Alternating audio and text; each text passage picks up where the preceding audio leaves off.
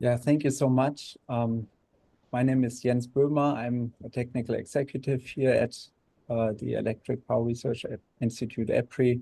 And from my accent, which is a German accent, you can already tell that I was raised, educated, and even spent the first half of my career on integrating renewables in Germany. So I joined EPRI about 10 years ago, and ever since I've learned a lot about the differences between the German and European power systems from the North American power systems. I'm a humble learner and am aware that not everything that Germany or Europe has been doing in the past decades or two on integrating renewables can be applied here. On the other hand, I hope that with our research and our international collaboration in EPRI and our members, we can help everyone here in North America, particularly, to avoid making similar mistakes to those that we made over in Europe. We've got some background noise. Maybe we can put folks on mute. With that, let me have my colleague Jose introduce himself. Jose was a primary expert contributing to this project. So Jose, a few words about yourself.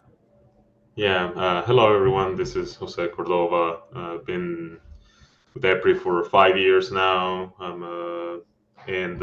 been working with Jens and other colleagues on a lot of things related to DER standards development, specifically on coordination between transmission and distribution side for the reliability of the grid. And just like Jens, I've been learning a lot on this process, on this endeavor that we are going through with the increasing queues of renewables, solars, and I've been learning a lot also from utility commissions and other folks from regulatory landscape. So I hope to learn from you guys more today. Happy to be here. Thank you so much, Jose. And can you folks remind us how much time you suggest we spend on the presentation part and how much time on discussion? Well, we have until 2 p.m., so we don't need to use all that time. So I'd say just move through the slides you have, as long as we can leave 15 or 20 minutes for questions and discussion. Yeah, absolutely. Thank you so much. So I suggest that folks maybe use the chat or raise their hands if you have a question while we present. We may then pause and address that question, or we may decide to run through all of the presentation and then take them all together in discussion. But we really, really appreciate the opportunity you and NARUC are giving us today to talk about our study on assessing the potential risks to the bulk power system from older inverter-based distribution generation. And maybe to many of you, what you will hear today is not completely new. We know that some of that risk had been assessed by engineers at ISO New England, who's really responsible for the reliability of the New England electricity system. But the value that we hope that our study can add to the analysis that ISO New England has done in the past is to put it a little bit more into a broader context of some of the challenges that we will all always face when transitioning the power system from what it used to be in the past, a more centralized conventional generation driven system, to a more decentralized renewable driven system. So with that, let's jump right in. Background and problem really is that in the ISO New England area, there are about 4.5 gigawatts of aggregated capacity from older, or what we call legacy DER. Those comprise roughly 160,000 sites. And a large amount of legacy DER could potentially pose a reliability risk to the bulk power system, because they have not certain capabilities that are really essential to the bulk power system reliability. One of those capabilities that the legacy DER may lack is the so-called write-through capability. That means being able to withstand abnormal voltage or frequency conditions in the bulk power system, and then continue or quickly resume power output after an event in which the voltage may have dropped or the frequency may have dropped, to then continue to supply the system. Because if the DER would, what we call trip or not write through, then there is an elevated risk of a cascading event that the lost amount of DER power would even further aggravate the frequency diversion or voltage instability. Now, the legacy DER are certified based on a UL standard, that's UL 7041, which was based on an old version of the IEEE 1547 standard, which is a voluntary industry standard for interconnection of distribution-connected generation and storage. And these older inverters, even though some of them may even have that capability to write through, they are often configured with very sensitive trip settings, voltage or frequency trip settings. Now, that's a challenge that ISO addressed in their transmission planning CET pilot study, and also subsequent improvements to that study, where they looked more detailed at certain modeling assumptions around these legacy inverters. And the fact is that ISO New England did identify a risk that roughly a gigawatt or so of aggregate DER could potentially trip simultaneously in a worst case scenario. So that as a backdrop, NARUC contracted with EPRI a qualitative assessment of the risk and investigate and develop possible mitigation strategies. The way we did that was we followed 4 steps to investigate the risk and mitigation strategies. The first step was that we analyzed data sets that were graciously provided to us by ISO New England that aggregated information they had about distribution energy resources that are connected within the electric distribution companies. That was data which was anonymized, and so we got an aggregate set of data. But it was disaggregated enough for us to differentiate how many of those inverters are likely legacy or IEEE 1547-2003 compatible inverters versus how many of those are modern inverters, which means they are compatible with the latest IEEE standard 1547 from 2018 that does require these inverters to write through voltage and frequency disturbances. And as a matter of fact, our study was not only limited to inverter-based generation, but also included non-inverter-based generation, such as synchronous generators, sometimes used in combined heat and power plants, and other types. So after we analyzed that data, we then went deep into a review of ISO New England system analysis studies, really trying to understand the set of assumptions and the techniques in modeling that ISO New England did in order to assess the potential risk from legacy DER. And we corresponded with ISO New England, so they are aware of our work here and also aware of the fact that we are presenting to you today. And then after that second step, we reached out to the original equipment manufacturers for the inverters and investigated the capability of legacy DER to be either reconfigured, ideally remotely, such that the risk of tripping could be reduced, or to determine to what extent legacy DER would have to be retrofitted, meaning in how many cases the inverters would have to be replaced, which obviously would come at a certain cost. And then in our fourth step, we combined all of that information into a meta-analysis with a qualitative cost-benefit analysis, and we ranked potential solutions that can help reduce the risk, but also solutions that can help address potential future risks that may arise as we all learn together in transforming the energy system.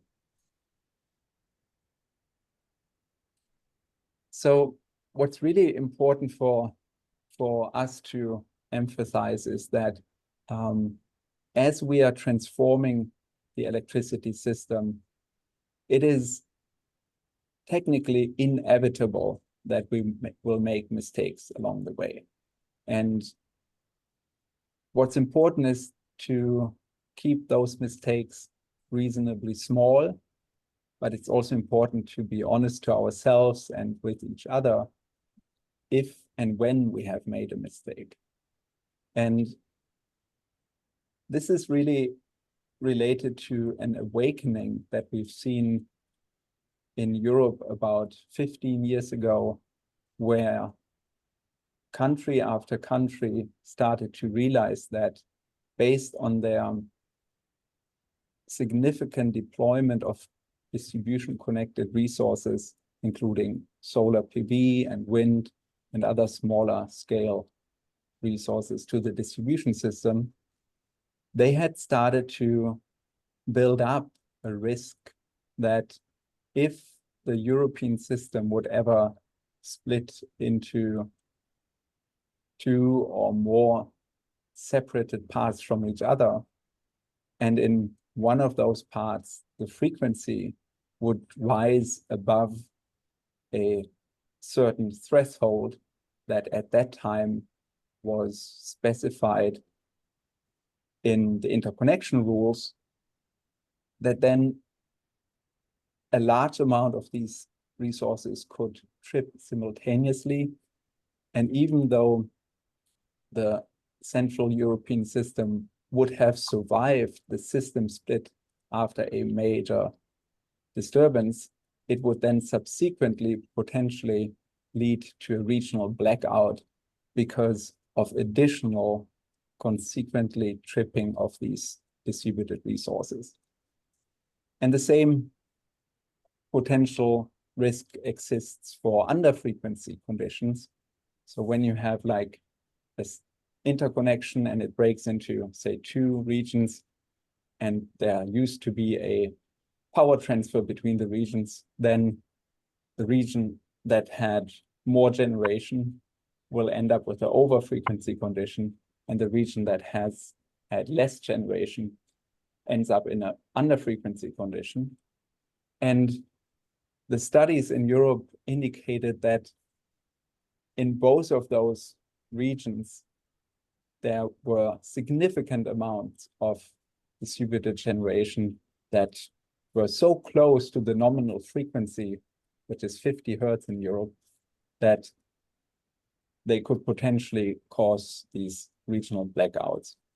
Now, fortunately, this problem was not, well, this problem did not occur in reality, because the problem was identified early on and mitigation measures were taken by the countries. Part of the challenge was that the development of DER was underestimated things developed much faster, and the interconnection requirements were not up to date at that point. And once the problem was identified, retrofit and reconfiguration programs were set up. Now, I just heard somebody come off mute. I wonder whether there was a question from somebody. Maybe that was just an echo. Okay, so really the takeaway here is, as we make some mistakes together in this process, it's crucial to accept responsibility and manage these risks. And the way that was managed over in Europe 15 years ago was that, starting with Germany, government set up retrofit programs. And this slide shows how the aggregate amount of distributed PV increased. And at certain points, these interconnection rules were updated. And first, they had these sensitive frequency trip settings. And not until maybe 10 years or so later, they were all up to date and were able to reduce the risk for new DER connecting to the system to contributing to the challenge. And then, since by that time already almost 20 gigawatts of distributed PV was installed, the government set up a retrofit program that ended up retrofitting roughly 300,000 customer installations and costs maybe 200 million of euros back then, in order to bring down the amount of installed capacity that was at risk. So that capacity would have eventually gone down because of replacement of DERs after their, say, 20-year timeline. But it would have been too risky to carry the full amount of these aggregate 20 gigawatts through over the full lifetime of the systems, which would have taken until 2030 to bring down the risk. So they accelerated that by setting up this retrofit program, but it was a major pain. And it went hand in hand with adapting the interconnection requirements, which is what IEEE 1547/2018 has done here in the North American context already. They also conducted a multi-stakeholder analysis to really address the risk and quantify it. And it was the first time the grid operators came together with the Solar Industry Association and Wind Association in Germany to really speak with one voice to the government. And then not only the German government, but also other governments took action and developed directives to set up these retrofit programs. So the lesson that we learned was that it can take several years, like 3 or 4 years, to actually execute a retrofit program like that. It's a major pain. And if a retrofit program is set up, then it's very important to do good analysis to understand whether there may be a way to spare the individual homeowner customers from having to take action. So back then, the decision was that only systems larger than 10 kW peak would have to be retrofitted, and the residual risk of carrying another roughly 1,500 or 2,000 megawatt of capacity at risk was a consensus that people could live with, including the reliability coordinators. So in order to avoid that, we hope that everyone can update their requirements early on, and ISO New England and the PUCs that are represented here have done a great job in getting on top of that, following the publication of IEEE 2800 2018. But that only applies to the DER that interconnect going forward. And the question then remains, what about the legacy DER? So as these interconnection requirements develop, we have seen in the context of 1547 that it took 15 years before some of those problems were identified and then resolved by revising IEEE 1547 2003 into the 2018 version, which takes care of it. And then there was even a subsequent amendment in 2020 that provided some more flexibility for the configuration, specifically for those DR that have a lot of voltage write-through capability. Now, why do we show this? It's simply because we need to be aware of how long it used to take to revise these standards. But the good news is that now that the awareness is prevalent among the stakeholders, the revision cycle of 1547 has increased dramatically. As a matter of fact, the standard is already in revision again, and we're expecting a 2026 version of the standard, and then a subsequent revision might occur within the following 3 to 4 years. So we also expect a 2030 version. And as we learn together, we will keep updating those standards. Now, one of the challenges, however, is that whenever a standard is updated, then there is a whole tail end towards how to make sure that equipment is available to meet those standards. And as many of you probably know, it took about 5 years or so between the publication of 1547 in 2018 all the way until earlier this year, when finally 80% of all the inverter families that are available in the North American market have actually been certified to meet those new requirements.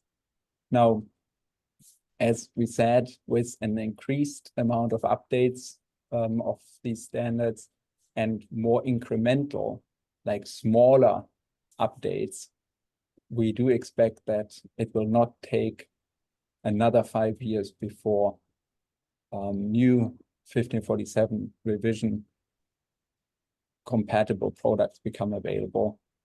But maybe it will still take another year or so after publication of the ongoing revision is completed before the new requirements make it into the products. And those are timelines that we just need to be cognizant of as we move forward with transitioning the system by interconnecting DERs. So back to the study, we looked at the data from ISO New England, and this slide shows the vintage of DER relative to the versions of 1547.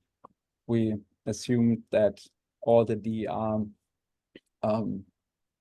before a certain cutoff date, when the new ISO New England source requirement document entered into effect, are legacy, and all the ones that were interconnected or submitted interconnection application after that date, they are considered modern DER that are capable and compatible with 1547 2018. And the amount of DER obviously varies by state, with Massachusetts really leading. And then for the modern DER, also Connecticut and Maine are significant deployment states. And what's important to recognize is that it is very difficult to predict how much DER will be connected in the system going forward. And with most of the forecasts that we have seen, the reality has shown that more DER get connected than what had been predicted.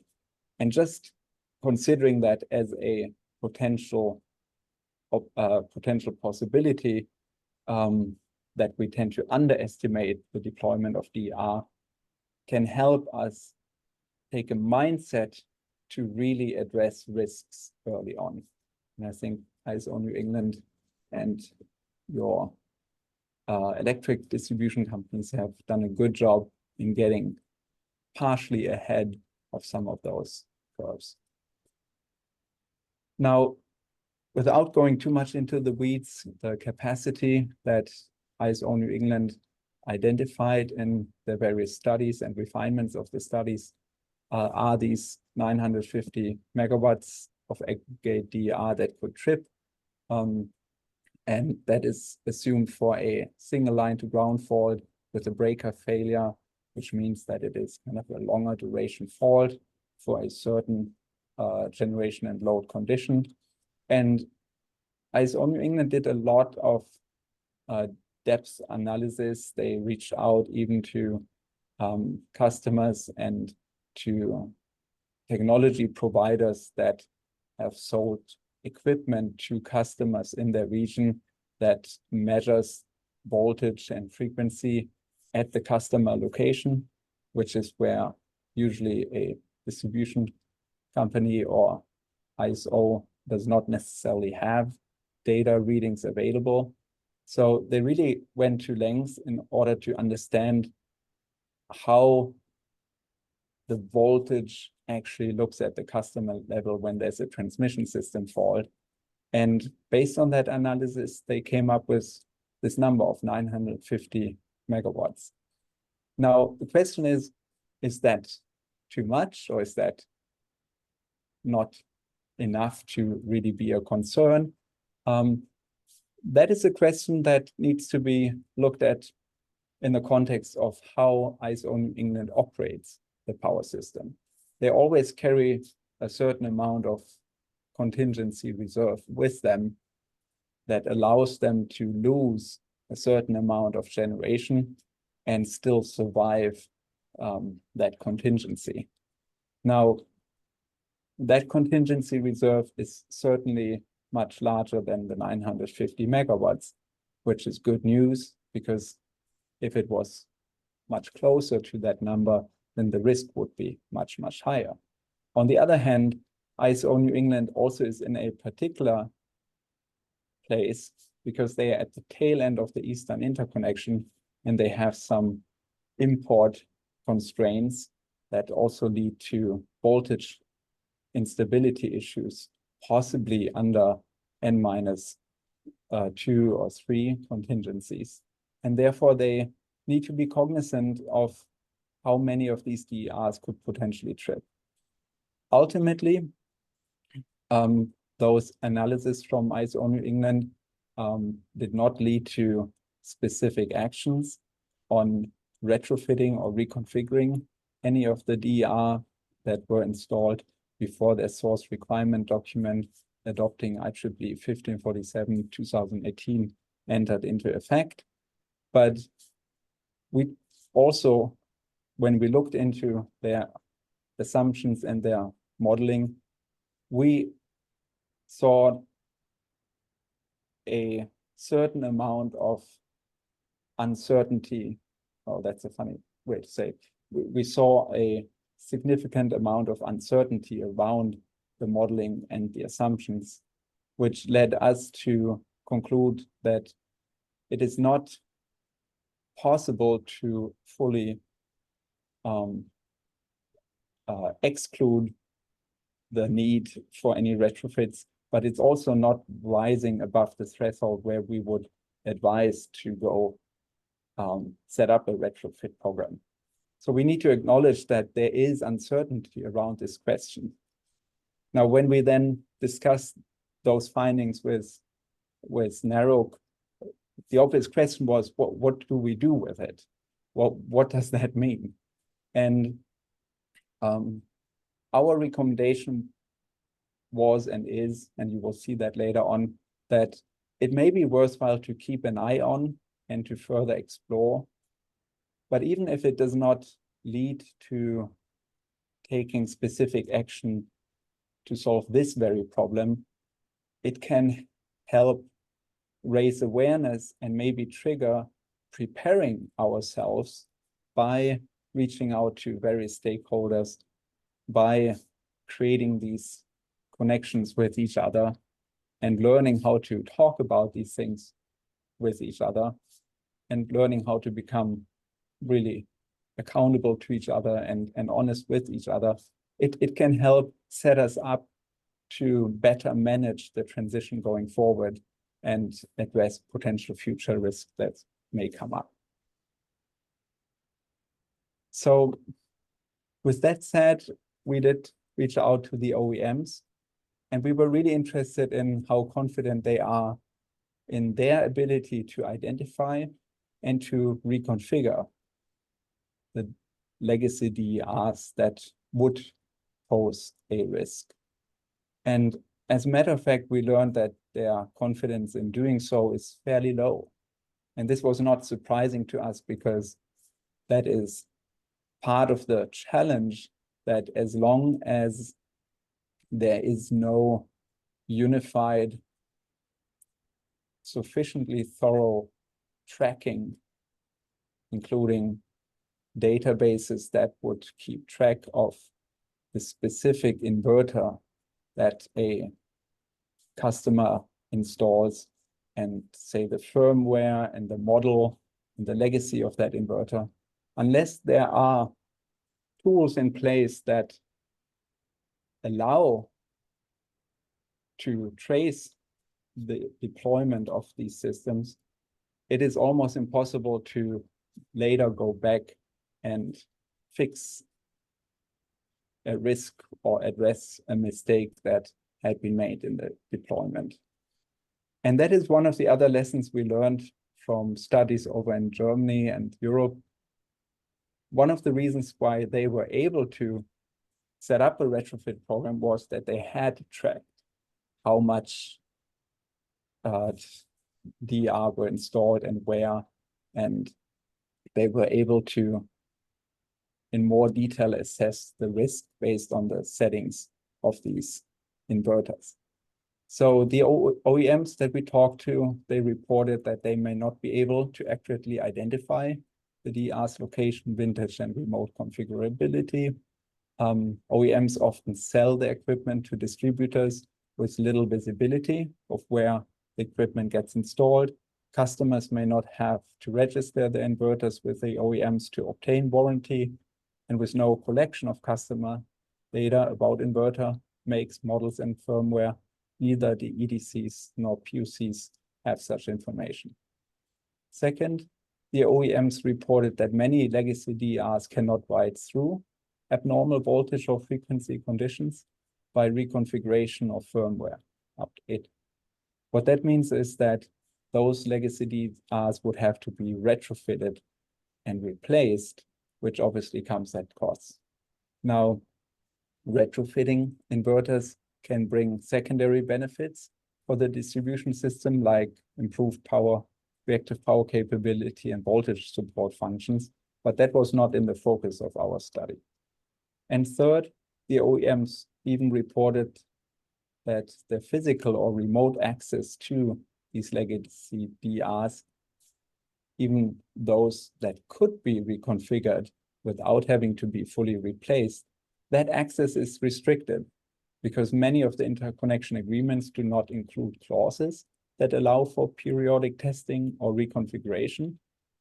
And only those inverters in legacy DR that were actually registered with the OEM and would have an active internet connection could be remotely accessed and reconfigured.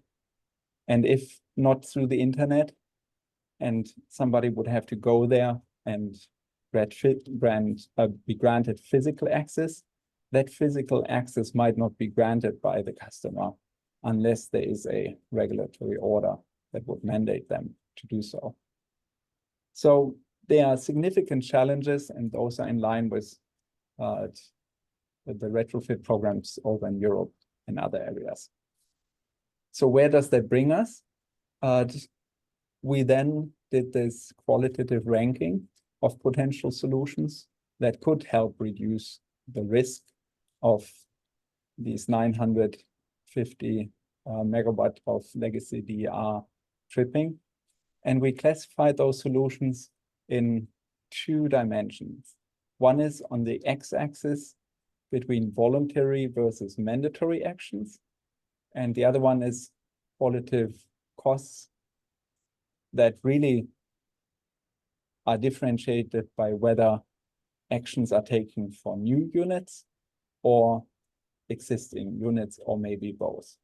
And you might ask, why new units? Do they not already write through? And yes, the fact is the new units are capable of writing through, and ISO New England's source requirement document also requires the voltage and frequency trip settings to be configured such that that write-through capability is fully utilized. However, those inverter-based generation DER that are newly connecting to the system, they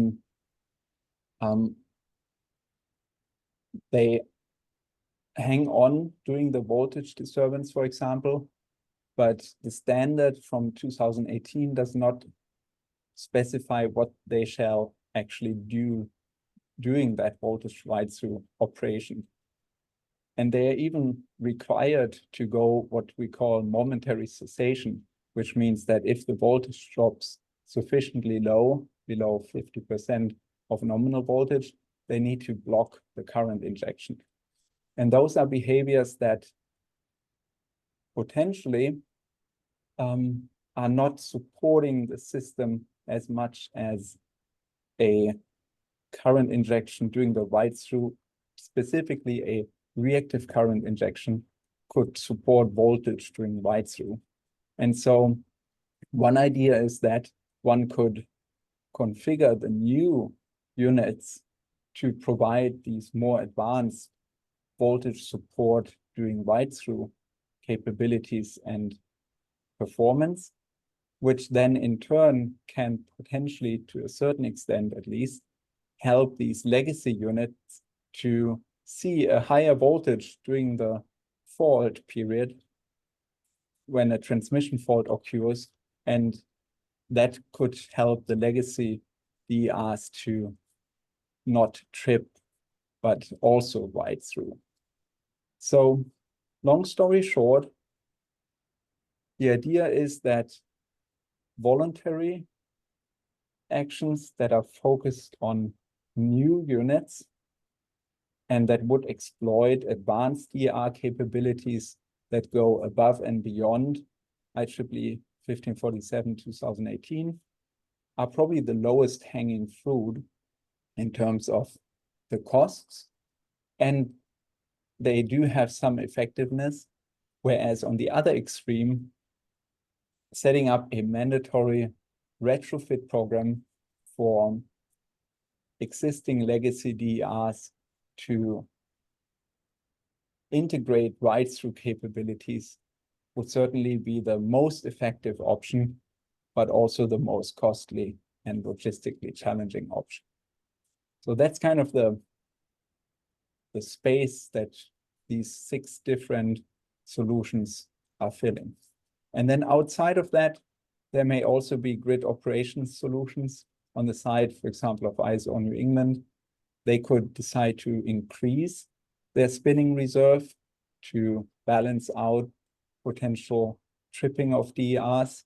But I mentioned already that since they're at the tail end of the system, they may have certain voltage stability challenges in N-X contingency situations, and therefore the grid operation solution may not be a viable option unless further investigated. And that brings us to our conclusions here. We do suggest and recommend to expand stakeholder collaboration to assess and mitigate the risk. The legacy inverter-based DER can pose a risk to bulk power system reliability.